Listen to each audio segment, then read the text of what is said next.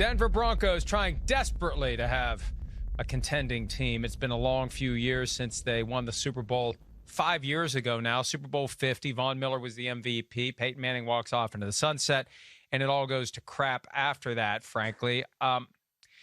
Quarterback's been the problem. And John Elway, no longer the GM. He fell upward to whatever position he has now. And, I love John Elway. I got a ton of respect for John Elway. He's out. He's out. He'll be out after this year. George Paton now takes over. Should they pursue an elite quarterback or try to build an elite defense? Myles, your thoughts? The quick answer is yes. Obviously you should try to build as many elite things as you possibly can. And I think, yes, obviously, if Deshaun Watson's available, as the reporting has been that they will pursue him, they should pursue him, because that's not somebody that just becomes available at any point in time and you can just go out there and get. But I think, at least with Vic Fangio, and who knows what's going to happen with Vic Fangio after this season. He probably is one of those guys that should start the season with his seat warmer on. You think that Vic Fangio should be able to build a pretty darn good defense because he has that reputation as being one of the better defensive coordinators in the league over the last however many years. So at a certain point, I think you need to expect a little bit more from Vic Fangio's defense. Now, that being said, if you get the elite QB, then yeah, the elite defense is a little bit easier to build because you're already going to be scoring points. So if you're scoring points, then that means that other teams are going to need to pass. It makes it easier to pass rush and all those different things that come with that. So, yeah, you should try to get the QB, but you also need to be able, I think, at this point in Vic Fangio's tenure to say, we are taking steps to being an elite defense because we have this guy as our head coach, and we know that he can build defenses like that, Mike. Yeah, and I agree with you, but they need a long-term answer at quarterback. They need something to stabilize the franchise. That's the problem, and they haven't had that in a very long time. Peyton Manning was a 4-year stopgap. Jay Cutler was there for a little while before they threw him overboard. They really haven't had, since John Elway, a long-term, clear-cut, this is our guy type of a quarterback, and they need that. Now, it's one thing to say we need it. It's another thing to say we've got it, and maybe they're a few years away from that, but for now they consider an upgrade over Drew Lock, who I thought was going to be better than he's been. He's had durability issues. He's had uneven performances. Do you think he'll be the starting quarterback week 1? Yes or no? Yes, because I don't think that the Broncos are going to get Deshaun Watson. And I think even if they were to draft a QB, they've got the 9th overall pick. And I think that they probably can take one of those guys of the 4 behind Trevor Lawrence.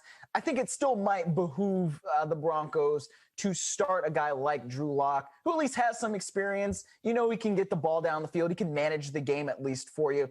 And I was one of those guys, too, that I thought Drew Lock had some traits. I thought that he'd be better than he has turned out to be so far. But as we sit here today at, February 26th, I will say I think Drew Lock is going to be the starting quarterback week 1, Mike. I don't think he will be, because you have to factor in the new personality and George Paton, who is running that team. And it's not like Vic Fangio's an offensive guy.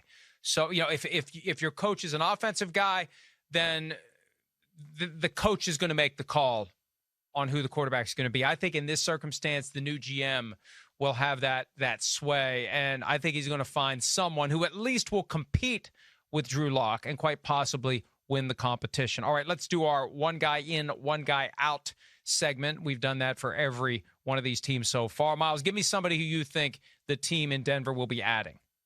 Okay, I think it will be, I really wanted to say one of those 4 QBs, but because who knows what's going to happen in the top 10, I just won't, and I'll be a little bit safer. But I'll go with Leonard Floyd, who's an edge rusher, obviously coming off of a great year with the Rams at 10.5 sacks, but he played for Vic Fangio for the first few years of his career in Chicago. I think especially if the Broncos decide to move on from Von Miller, which I kind of think that they will, then you will probably see that slot open up for somebody who is like a Leonard Floyd, who can come in there and rush the passer very well. Now, who knows if Vic Fangio is going to be there beyond 2021, but I still think that Leonard Floyd can get things done for them and would be good to pair with somebody on the opposite side like a Bradley Chubb, Mike.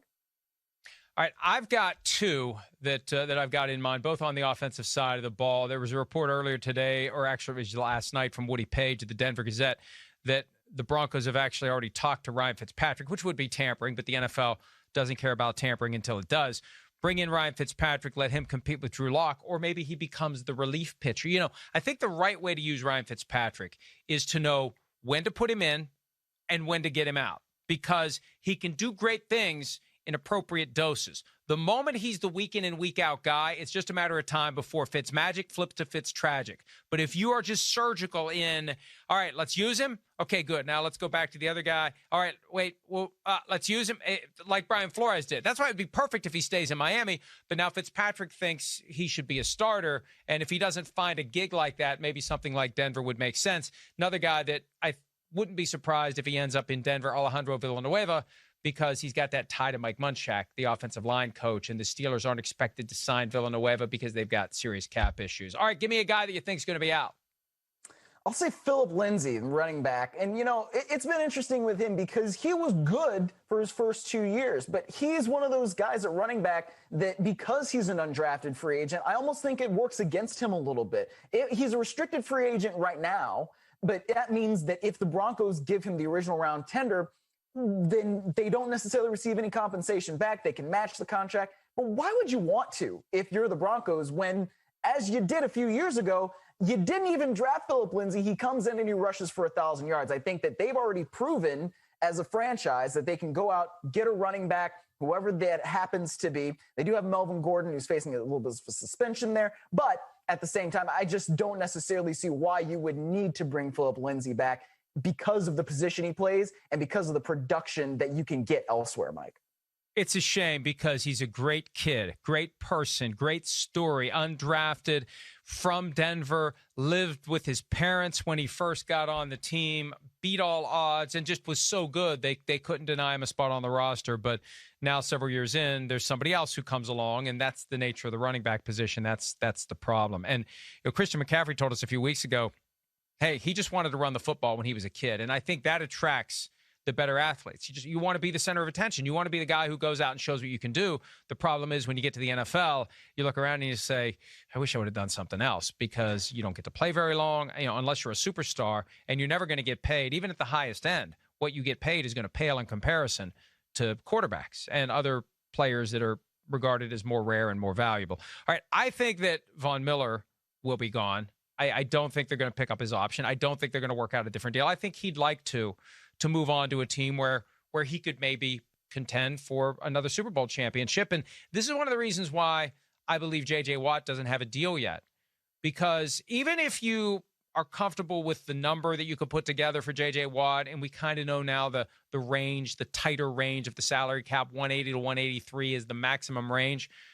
If you sign J.J. Watt and Von Miller's available the next day, and you think, man, we could have used that money on Vaughn, and we would have rather had Vaughn. And let's just see who else is out there. You want to know who else is out there. You want to know what doors are open and what doors are closed before you close the door on other people than the guy that you're signing. And I think Miller's going to be available. And also, I think it's a no-brainer. They're going to cut Jeff Driscoll, backup quarterback, who's making like $2.5 million. That money's going to get spent elsewhere.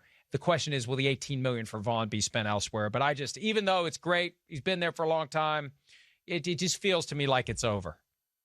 Yeah, and unfortunately, I think that's the case. You just don't know how healthy Von Miller's going to be coming off that ankle injury that kept him out for the entire 2020 season. And even though you still think that he can be a threat, I think he's probably better in a situation where he's a pass rushing specialist, because even that last season where he was healthy in 2019, he had only 8 sacks. Now, only 8 sacks, yes, is a thing, but when you look at Von Miller's career, he's always been a double-digit sack guy until basically last year. So I think that at that point, it might be best for both sides if Von Miller goes elsewhere. And look, if he can be one of these guys that becomes maybe a mercenary, he goes down to the Bucs, goes to Kansas City. I don't know, maybe the LA Rams take another flyer on a guy.